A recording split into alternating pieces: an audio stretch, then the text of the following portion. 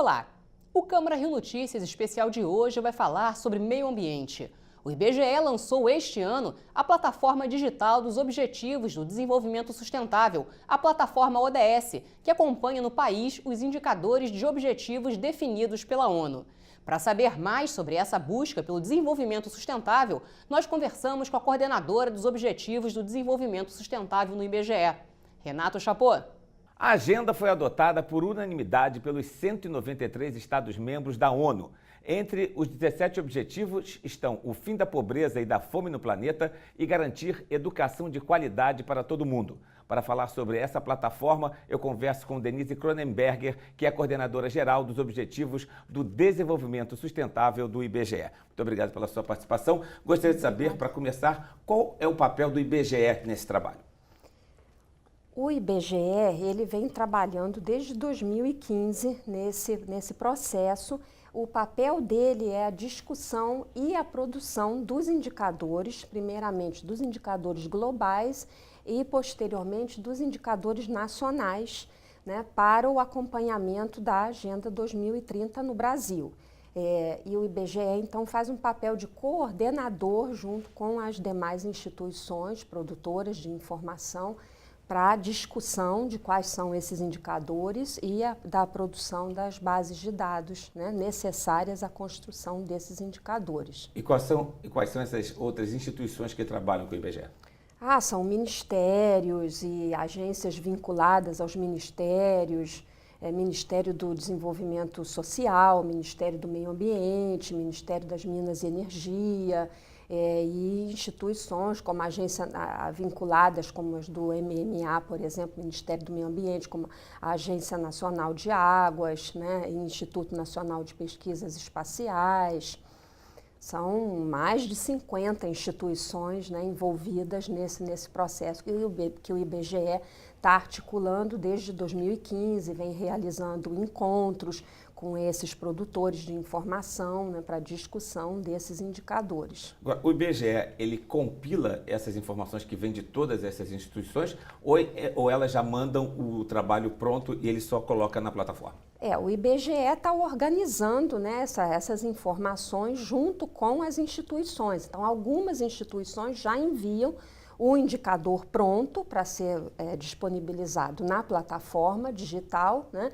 E em outros casos, a instituição envia os dados e o IBGE calcula. Isso é feito no âmbito de grupos de trabalho. São 17 objetivos, então temos 17 grupos de trabalho, temos um coordenador para cada grupo de trabalho, para cada ODS, né? É um coordenador do IBGE articulando com as demais instituições, não somente a discussão, mas principalmente o objetivo é a produção dos indicadores para o acompanhamento da agenda.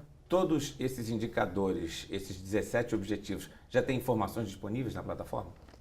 Não, nem todos. Isso são 244 indicadores do Framework Global, né, que ele foi aprovado pela ONU, né, esse conjunto de indicadores, né, no ano passado. E em todo o mundo, os países não têm informação ainda para produzir todos os indicadores, né? Então, nós disponibilizamos aquele conjunto de indicadores para os quais temos informação e o objetivo, né, é caminhar na direção da produção de novas bases de dados para atender a esses demais indicadores. E ainda há um conjunto de indicadores que não tem metodologia, porque as metodologias estão sendo desenvolvidas pelas agências da ONU. Quais são, por exemplo? Quais os indicadores sem metodologia? São 62, né? Desses 244, são 62 ainda. E a cada ano as agências estão produzindo, né, a metodologia para esses indicadores, por isso que nós falamos que é um processo contínuo, né, de trabalho com os indicadores, porque a cada ano alguns indicadores mudam o que nós chamamos de classificação, daqueles sem metodologia para ter metodologia, porque a partir do momento que tem metodologia, então nós podemos discutir junto com as demais instituições, né, melhor forma de produzi-lo. Então, a base, né, para construir primeiro é ter o indicador, ter a metodologia e depois ter os dados, né? Como na prática funciona a plataforma? A plataforma ela tem 3 ambientes, digamos assim. Um que é para disseminar os indicadores. Então, o usuário escolhe o objetivo, né? Aí, a partir do objetivo, ele então vê um conjunto de metas e quais os indicadores que já estão produzidos. E aí, ao clicar no nome do indicador, ele vai ver a ficha metodológica. O que é isso? É mostrando como é que aquele indicador foi construído, quais as fontes de dados, qual a fórmula de cálculo, conceitos, né, coisas importantes, informações importantes para o usuário entender o que é aquele indicador. E aí ele também tem a possibilidade de olhar as tabelas, consultar tabelas, gráficos, mapas para aquele indicador, né? Então, isso para todos os 17. Então, esse é o ambiente dos indicadores. Tem um outro ambiente que é o das notícias, divulgação das notícias relativas à Agenda 2030 ou a algum objetivo em particular. E ainda um espaço para divulgação dos eventos, porque são hoje realizados muitos eventos internacionais e nacionais. Então tem esse espaço das notícias. E um terceiro espaço que é uma área restrita destinada aos grupos de trabalho, que eu mencionei no início, que nós temos 17 grupos de trabalhos, né, coordenados pelos nossos coordenadores de cada um dos ODS, né, no IBGE, e em conjunto com as demais instituições produtoras de informação. Então, é uma área onde as instituições podem trocar as experiências, discutir as metodologias, as bases de dados existentes para a produção dos indicadores, podem trocar documentos, também falar sobre os eventos que estão acontecendo, né, a respeito da Agenda 2030 ou daquele objetivo em particular.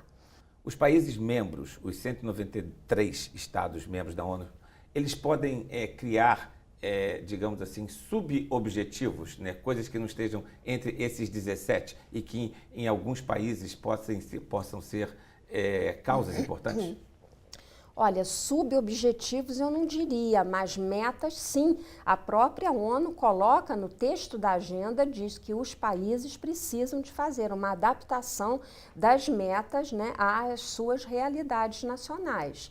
Então, porque alguns objetivos, né, falam de questões em países desenvolvidos, por exemplo, né, o objetivo da redução da pobreza já não é tão importante quanto em países em desenvolvimento ou menos desenvolvidos, né? Então, há também aquelas metas na agenda global que são específicas para países menos desenvolvidos, da África, da Ásia.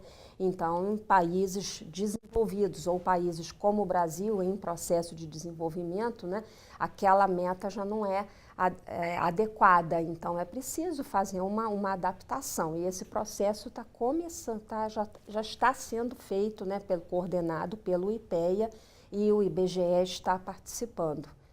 Para a agenda é todo importante sempre esse processo de cooperação, de articulação entre as instituições, né?